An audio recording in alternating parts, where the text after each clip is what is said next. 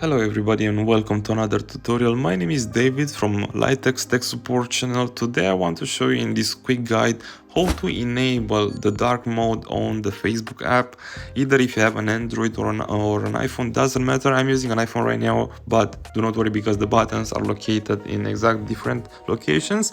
So that being said, let's get it started. As you can see, my Facebook app is white, the background is white. It means that my dark mode is not enabled. So to enable it, you will have to locate the menu from the bottom right corner on an iPhone, and on an Android device, on an Android phone is located on the top right of your screen. I will leave an arrow where you can see that on an Android. I'll just select the menu, and from now on the steps are the same on Android and iPhone. I will scroll all the way down until I will see and locate settings and privacy, and right here we will not have to go into the settings. On this menu you can see the dark mode. I will select the dark mode. I will leave an arrow on the screen right above the app language, and here you can turn on the dark mode if you enable on or off.